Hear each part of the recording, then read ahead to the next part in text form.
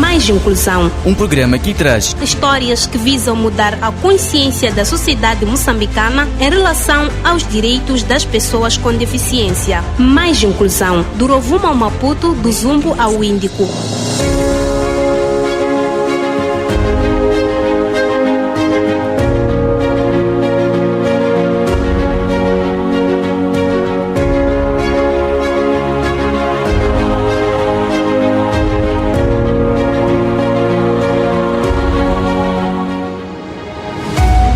Saudações, amigo ouvinte. Está no ar o seu programa Mais Inclusão. 3 anos da sua existência, do Rovuma ao Maputo, do Zumba ao Índico, procurando contar histórias que visam mudar a consciência da sociedade moçambicana em relação aos direitos das pessoas com deficiência. Está na vossa companhia Ginoca Mafutini na apresentação e Abdul Remani Ibrahimo na edição. Votos de ótima escuta. Mais Inclusão conta com apoio e produção da Montepuez Ruby Mining Limitada e da TV Surdo. Estimado ouvinte, pode acompanhar esta e mais notícias nas nossas redes sociais, Facebook e YouTube, onde pode nos seguir. Para tal, escreva Mais Inclusão e faça a subscrição e ajude-nos a crescer.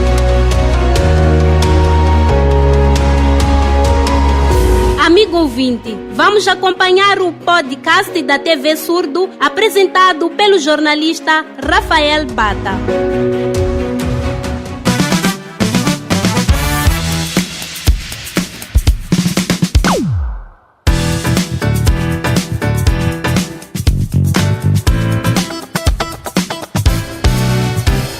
Sejam bem-vindos ao podcast. Todos os dias estamos aqui com um convidado, uma convidada. Hoje vamos falar sobre aquecimento global e estaremos com uma senhora que vai trazer aqui muita informação acerca desta temática. Seja bem-vindo, Júlia Costa. Muito bem, já estamos aqui para falarmos sobre esta temática que acima mencionei, está ligado a mudanças climáticas e também aquecimento global.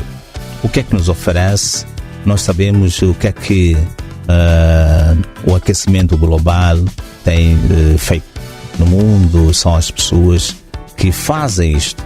Então, melhor que ninguém, vamos conversar em termos desta temática. São problemas que merecem a nossa atenção, principalmente para a África, né? Já que nós estamos a ressentir das consequências de problemas já antigos. Então, merece agora a nossa atenção, especial para as pessoas com algum nível de deficiência, e é algo que nós devemos sim nos preocupar. Infelizmente, é uma grande preocupação.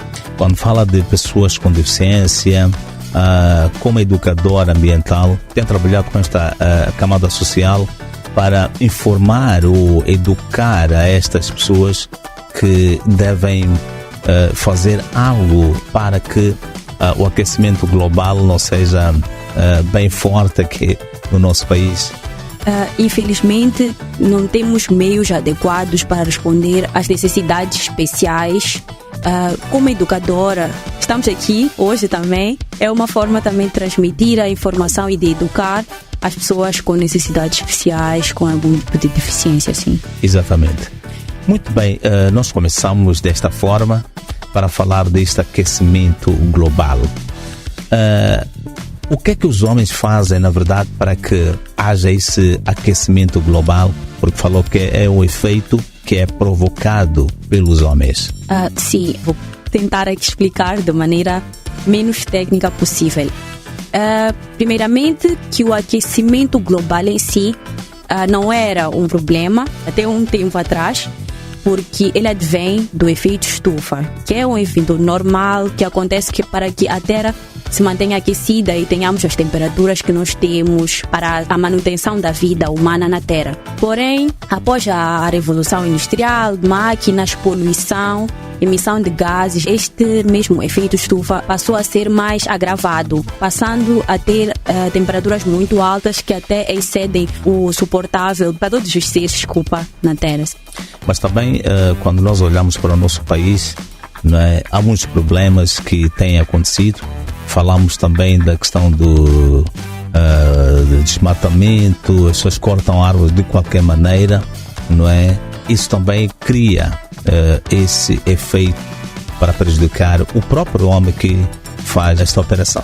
Exatamente, porque as árvores, né, elas funcionam como catalisador, elas absorvem esses mesmos gases, principalmente o CO2, o dióxido de carbono, que é extremamente nocivo. Então elas captam, libertando oxigênio, e elas são muito importantes para a minimização desse mesmo efeito estufa e do aquecimento global. Quando cortamos elas, estamos a contribuir para que haja menos absorção e também há um efeito da libertação do carbono acumulado. Então, nós não só estamos a regredir, como estamos a piorar a situação, porque não é apenas cortar a árvore e, vamos ter ganho imediato, que é talvez pela venda da própria lenha, do carvão vegetal, mas temos que pensar também que teremos impactos e consequências negativas a longo prazo. Exatamente. Bom, a longo prazo já começamos a sentir isso no nosso país, mas com a pobreza as pessoas olham para essa atividade como para a renda, não é? Cortam árvores e também depois não repõem ou não colocam outras árvores. Não há a questão da legislação que proíbe, que penaliza as pessoas que fazem isto. E de que forma pode-se fazer, já que a Júlia Costa é educadora ambiental, para mostrar que não se pode fazer isso, pode criar problemas ambientais e pode criar danos muito grandes. Sim, bom, eu não sou estudante de Direito, porém tenho algumas noções que posso transmitir aqui. Eu uso muito mais na questão de educadora, não é? Sim, pois. Mas em questões de legislação existe sim para a questão do abate, dependendo da área, né? Porque, primeiro, temos espécies que não se pode abater, espécies que demoram muito tempo até chegar à fase adulta, essas que têm alguma restrição no seu abate, mas também temos exemplos de casos de pessoas que vivem em áreas de conservação, em áreas parciais de conservação. Estas podem sim abater, tendo licenças domésticas, elas podem sim abater uma certa quantidade, mas também elas são responsabilizadas a repor. Essas mesmas pessoas são responsabilizadas a fazer um replantio destas árvores em determinado espaço de tempo. As penalizações também vão variar de acordo com a quantidade, vai variar também de acordo com as condições financeiras da própria pessoa. Por exemplo, vamos falar especificamente, do mangal, que é também muito importante tanto na absorção da água, como também nesse mesmo papel de absorver o dióxido de carbono. Se encontra-se um certo cidadão a abater mangal, primeiro vai-se verificar a quantidade e a finalidade. Se for apenas para a construção de barquinhos, essa população que depende diretamente da pesca para a subsistência, a pena pode ser serviço comunitário ou apenas uma pequena multa. Então, a nossa legislação, ela respeita essas especificidades das pessoas que abatem e tal. Bom, essas informações, eu estou a olhar nas pessoas com deficiência, que não têm essa informação, porque há falta de informação, como fazer chegar àquelas pessoas que precisem, né, desta informação, porque a maior parte das pessoas com deficiência não tem esta informação desta lei, portanto, e também é desta penalização que a lei abre espaço, não é? Mas as pessoas não sabem como que pode ser feita esta disseminação desta lei. Pelo menos eu acho que nós devemos abrir espaço para líderes comunitários. É sim importante que toda a população, todo cidadão moçambicano tenha acesso à informação relativa à legislação aprovada e aplicada. Então, é dever do Estado, primeiro, informar aos líderes comunitários. Eles são as pessoas mais próximas a nós, eles vão entender as especificidades da população de certa área. Por exemplo, quando nós falamos de alguns conflitos nos nossos bairros, as primeiras pessoas a intervir são mesmo os líderes comunitários, e eles vão perceber que existe tal pessoa e a maneira de se comunicar com a tal pessoa é diferente dos demais. Então, este mesmo líder estará incumbido desta responsabilidade de transmitir à pessoa respeitando essas mesmas especificidades. Mas também pode-se olhar as associações, né, de pessoas com deficiência, porque é importante as organizações de pessoas com deficiência e pessoas com deficiência conhecer essas leis, porque estamos a andar só sem ter, mais ou menos, porque não se conhece. Aliás, no nosso país temos, ou nós como moçambicanos, temos um defeito. Não vamos à procura de leis para ler, conhecermos. Só vamos lá quando temos um assunto, não é, que nos interessa. Ou alguém brigou com a esposa, com o esposo, e depois quer que a lei lhe defenda. Ou a outra lei que, portanto, vai em busca da lei para a sua defesa.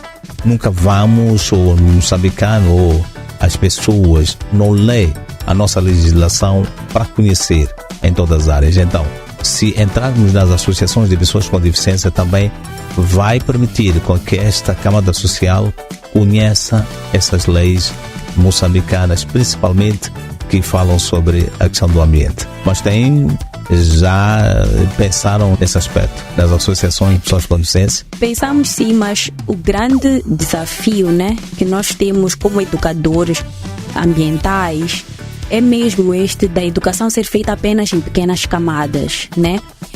Vamos ver certos programas de educação ambiental são dirigidos, sei lá, para a criança ou para a população juvenil.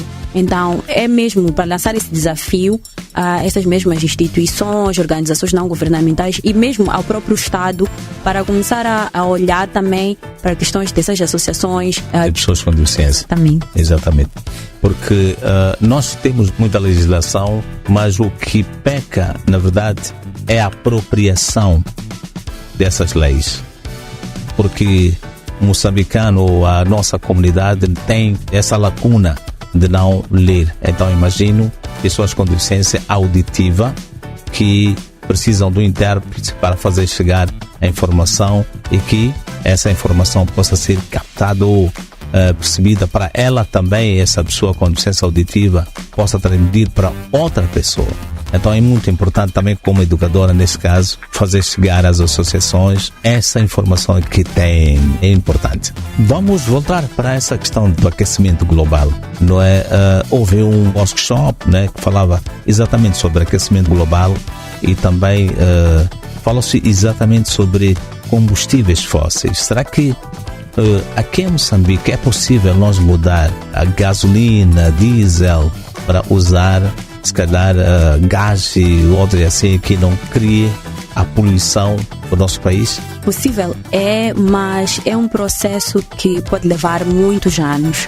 Enquanto que o ataque a estas questões ambientais tem que ser imediato. Sendo assim, eu acredito que nós tenhamos que procurar soluções do nosso contexto, porque muitas das vezes quando a gente vai procurar soluções para problemas ambientais, abraçamos muito as soluções trazidas internacionalmente, mas que não se adequam ao contexto moçambicano. Mas os que fizeram parte desse COP28 não olharam para esse aspecto, só pensaram que é possível, né, que Moçambique também possa adotar esse sistema de mudança desses combustíveis fósseis. Mas se calhar pode ser a longo prazo, porque vamos fazer o exemplo dos carros elétricos. Os próprios carros elétricos já existem há um bom tempo, mas até agora o que nós verificamos cá são os carros híbridos e não temos também a estação para recarregamento desses mesmos carros. O que seria assim uma ótima opção para baixar os níveis de emissão, porém nós não estamos capacitados a ter esse tipo de carros devido a questões infraestruturais e afins. Então, falar apenas que será assim substituído ou é sim substituível é bonito ali só escrito, mas na prática é outro assunto, é algo que pode levar muito tempo mesmo. Bem, então olhar aqui a maior parte dos moçambicanos é diesel e também gasolina, né? Agora para mudar, tem um colega aqui, o Maurício, né? Então para mudar para gás pode ser um processo, elétrico já nem digo. Então pessoas com deficiência também que estão a usar carros a diesel ou por aí em diante, também pode ser meio complicado ou complicado para poder mudar os seus carros por forma a não poluir. Então isso quer dizer que ainda é um processo a questão dessa poluição para o nosso país? Exatamente, é sim. Mas eu acredito que através de ações particulares, né, nós podemos fazer sim a diferença. Vamos lá fazer o exemplo. Aqui na TV Surdo temos 50 colaboradores e ao invés dos 50 colaboradores todos tirarem os seus automóveis todos os dias, de segunda a sábado, de segunda a sexta-feira, e emitir, se calhar fazer-se 2 grupos de 25 elementos cada, alugar-se um transporte semicoletivo que leva até a TV e leva-os de volta, e vamos fazer, por exemplo, um pagamento ao final do mês. Já estaremos a reduzir significativamente os níveis de emissão. Então, as soluções partem de coisas simples como essas, né? De atitudes pequenas e que vamos fazer a diferença. Bom, é fazível, mas depois, como disse, é um processo a longo prazo, né? Porque às vezes não é fácil, né? Então, mas o importante aqui é educarmos a nossa comunidade que vive nas bermas dos rios, vivem de pesca, de vez ou outros têm barcos, não é, ao combustível. Então, isso cria ainda mais esses problemas. Para sair disto aqui, como pode ser feita essa questão? Dizer, os pescadores que usam barcos a combustível para parar e usar barco a vela. Será que é possível isto? É que, como educadores no geral, nós não podemos chegar a uma dada população e dizer simplesmente para parar de ter certas atitudes sem estarmos a trazer soluções, porque é bem sabido por nós que é a atividade de subsistência. Nós não podemos dizer à pessoa simplesmente pare de pescar com barco a motor e passe a usar barco a vela, porque se está a usar a motor é porque tem algum ganho. Eu tenho que trazer uma solução que traga também ganho a essa mesma pessoa ou a essa mesma população. Por exemplo, essas que cortam árvores para fazer carvão vegetal. Será muito difícil para o nosso país adotarmos este sistema de deixar, não é, cortar as árvores para fins comerciais. Exatamente. Agora podemos apostar em ações de sensibilização para o replantio, o reflorestamento, darmos a entender a pessoa a importância de se manter as florestas, de se manter áreas verdes. Então isso vai fazer com que as pessoas estejam conscientes de que podem sim continuar a fazer, não estarão a perder, porque se simplesmente formos lá e dissermos para parar, estaremos a deixar a pessoa numa situação complicada. Pois, também a nossa televisão, né, quando digo nossa televisão, as televisões, as rádios também poderem fazer isto, a olhar também na questão de pessoas com deficiência, porque a nossa preocupação aqui é olharmos também para aquelas pessoas que são deixadas para trás, para elas também ter esta informação para poderem ajudar os próximos seus amigos com deficiência, porque é importante isto. Exatamente, é sim importante. E também a questão dos próprios impactos negativos advindos do aquecimento global, eles vão sim impactar de formas diferentes as pessoas com deficiência. Vamos olhar para questões estruturais. Quando acontece algum evento climático, as nossas ruas ficam todas destruídas. E vamos imaginar pessoas com deficiência visual ou mesmo físico-motora. Exatamente. Pois. Elas ficam com dificuldades de mobilidade, né? Então, no resgate também de pessoas com deficiência em situações de eventos extremos, é necessário também que haja essa equidade no fornecimento de ajuda nos postos sanitários, quando há ciclone. Então, nesses casos, é necessário sim que se olhe para as questões específicas das pessoas com deficiência. Para se olhar essas questões específicas, é muito importante também, né, os que estão em frente, né, os tomadores de decisão, colocarem, quando estão a planificar, não é? Então, estar lá uma pessoa com deficiência, não é, que conhece a especificidade desta camada social, para que possa ajudar quando vão ao campo, não é? Porque isto tem acontecido, não é? As pessoas fazem a planificação e depois, no meio, quando olham, encontram pessoas com deficiência no terreno, depois, teremos contado essas pessoas, mas na planificação já não vi. Então, se olhasse na sua planificação, os tomadores de decisão, incluir pessoas com deficiência para que eles também possam estar no terreno e ajudar bastante. Sim. E também a educadora Júlia Costa também podia quando está lá no terreno, usar pessoas com deficiência e também ir com pessoas com deficiência físico-motora e visual para que o trabalho possa fluir para esta camada social. Muito bem, a nossa conversa está a animar muito mesmo, mas estamos a passos largos para terminarmos, não é? Últimas considerações. Dizer primeiramente que lanço o desafio agora para a inclusão das pessoas com deficiência na elaboração de legislação relativa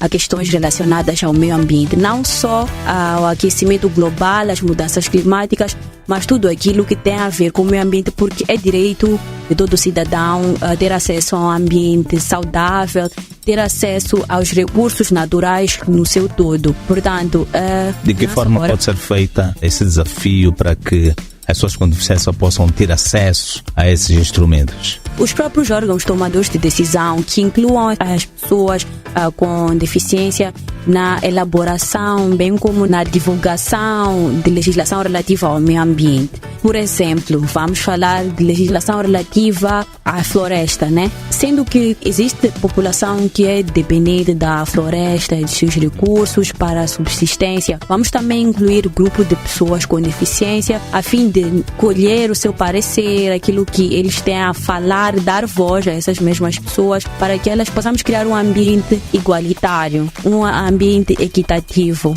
Pois, gostei dessa colocação, porque é importante não deixar ninguém para trás, porque a questão de mudanças climáticas é para todos. Então, muitas vezes, quando se faz um plano, quando elabora-se um plano, nunca se olha essa camada social.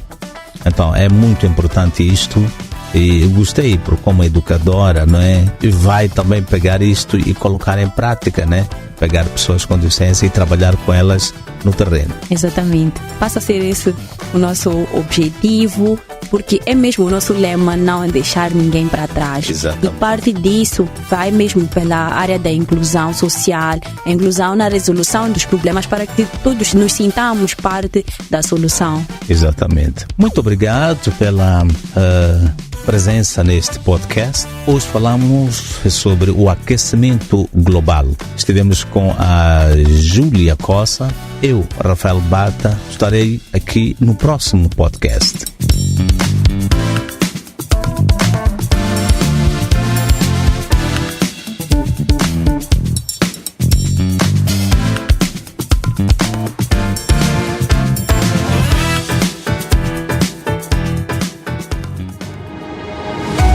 Estamos nos momentos finais do programa das rádios comunitárias Mais Inclusão. Mas antes, vamos ao dicionário inclusivo. Dicionário inclusivo. Seja bem-vindo à rubrica Dicionário Inclusivo. Nesta edição, vamos aprender como tratar uma pessoa com mobilidade reduzida ou usuário de cadeira de rodas. Como chamaria uma pessoa nesta condição? Eu penso que devamos tratar como portador de deficiência, porque independentemente da forma como a pessoa possa receber essa informação, a pessoa tem alguma deficiência, né? Então eu penso que essa é a forma correta de tratarmos pessoas com essa necessidade especial. Do meu ponto de vista, eu acho que devemos tratar por cadeirante, porque com mobilidade para se locomover, então acho que o termo deficiente é um pouco pesado. Eu acredito que o correto seja portador de deficiência. Por quê? Bom, eu acho que chamar alguém de cadeirante ou deficiente são dois termos pejorativos que reduzem a pessoa, né? Eu acredito que baixam a autoestima. Agora, dizer portadora de deficiência ou a pessoa com deficiência, acredito que sejam termos corretos. A palavra certa é pessoa com deficiência. Um portador, algum dia pode entender deixar o que porta, como, por exemplo, o bilhete de identidade. Em relação à deficiência, uma pessoa vive com ela. Assim se trata pessoa com deficiência. Até a próxima edição. Dicionário inclusivo. Esteve Estive na vossa companhia, Ginoca Maftini na apresentação e Abdul Remani Ibrahimo na edição. Mais Inclusão contou com apoio e produção da Montepuez Ruby Mining Limitada e da TV Surdo. Até a próxima.